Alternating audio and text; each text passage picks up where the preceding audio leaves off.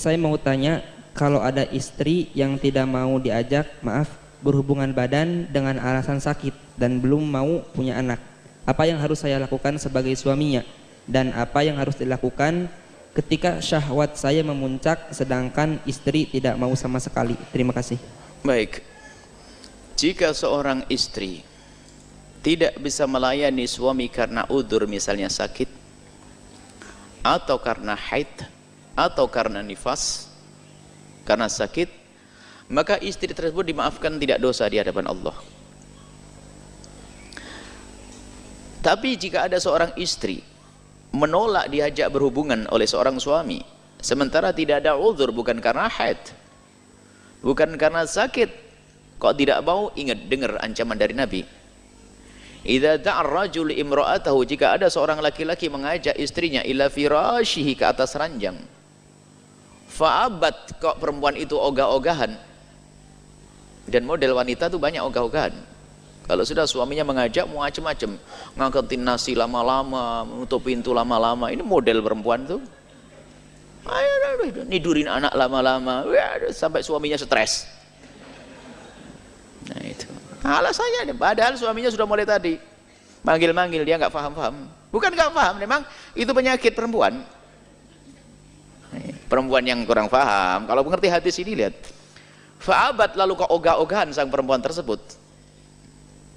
Fabata ghadbana, kemudian sang suami tadi semalam suntuk kok ngedongkol. La'anat hal malaikatu, maka terkutuk, dikutuk oleh malaikat, didoakan jelek, dikutuk oleh malaikat hatta tusbih, sampai pagi. Hadis ini bagi sebagian orang dianggap hadis merendahkan wanita. Masa gitu aja dikutuk malaikat?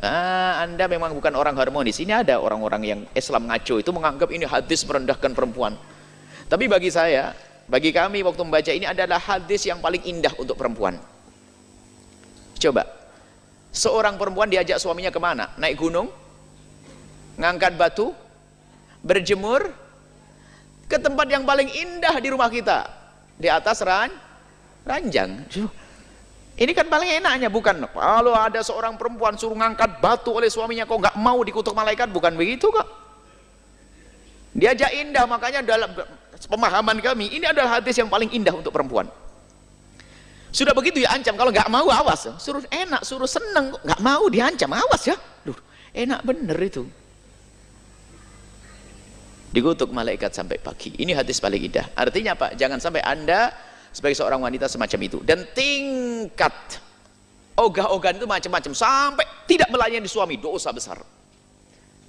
Ada tingkat ogah-ogahan yang tadi itu, yaitu nutup pintu aja lama-lama banget, muter sana ini, ngangetin sayur, ya ada aja. Biasanya nyuci piring besok, gara-gara suaminya pengen langsung nyuci piring malam itu. Ya ada enggak begitu, Pak? Ya, ada. Wah, nasib buruk tuh. Baik, nah sekarang kalau tidak punya udzur, awas, hati-hati, jangan nolak. Kemudian pertanyaannya, jika Anda seorang wanita yang punya udzur, misal dalam keadaan haid atau Anda sakit, Anda harus menjadi wanita cerdas, aktif, inovatif. Mohon maaf, ini adalah ilmu. Kadang-kadang seorang wanita kalau sudah haid itu langsung libur, full libur, sholat tahajud, libur, masakin, sarapan, libur. Suaminya orang yang takut kepada Allah, ketemu di jalan, orang buka aurat, tersingkap, dia tidak sengaja, lalu bangkit syahwatnya, pulang ingin melampiaskan dengan istri haid. Sudah itu sama istri dibiarkan begitu saja. Na'udzubillah. Harus Anda tahu, wahai para istri yang solehah, memang di saat Anda dalam keadaan haid, tidak boleh Anda melayani suami dengan mengizinkan memasukkan ke wilayah Anda, tidak boleh. Dosa besar. Tapi Anda bisa menyenangkan dengan bermacam-macam cara. Dengan bermacam-macam cara. Yang penting tidak masuk ke wilayah tersebut sampai suami puas. Apakah dengan, mohon maaf, ini mufakhadah dengan paha atau dengan tangan, asalkan tangan istri, maka suami tidak dosa. Tapi kalau suami mencari kesenangan dengan tangannya sendiri, Anda ikut dosa. Mungkin Anda sekedar demam kan di sini, yang lain kan tidak demam. Anda layani sampai dia selesai. Ini loh cerdas wanita. Jangan sampai seperti yang bertanya tadi, stres dia. Awas, ya selesai ini, kasusnya sudah selesai. Punya ilmu ya. Nggak boleh suami sampai, karena suami Anda mungkin orang yang sangat soleh, tidak mau melakukan keharaman. Sementara godaan di luar biasa besar. Naudzubillah, lalu bangkit syahwat. Atau ya suaminya, istrinya begitu, gara-gara haid sudah libur semuanya. Anda bercumbu dengan suami sampai dia tuntas selesai. Yang penting jangan masuk wilayah itu. Jangan masuk lewat belakang. Dalam keadaan suci pun lewat belakang adalah haram, dosa besar. Jangan masuk wilayah depan dalam keadaan haid. Kalau Anda punya sakit, Anda bisa melakukan. Yang penting selesai. Suami, jangan sampai suami mencari kesenangan dengan dirinya sendiri. Apalagi naudzubillah melakukan zina di luar gara-gara seorang istri, naudzubillah. Baik.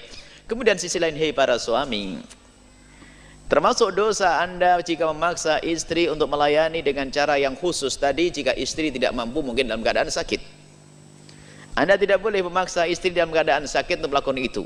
Mungkin ada lain lagi, misalnya istri sakit, sakitnya adalah sakit urusan mandinya.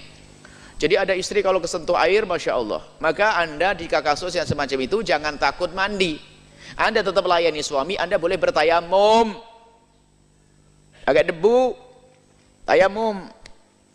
Karena apa? Anda kalau bersentuhan dengan air akan merasa sakit, maka jadi tetap ada caranya. Yang penting urusan yang satu ini tolong diselesaikan dengan ilmu juga. Jangan sampai dibiarkan suami terlantar. Nah, suami terlantar stres, naik pitam, makanya emosian. Jadi, dan di sisi lain, wahai para suami, kalau Anda melihat istri Anda sakit, Anda harus mengerti. Jangan Anda paksa untuk melayani Anda dalam keadaan sakit.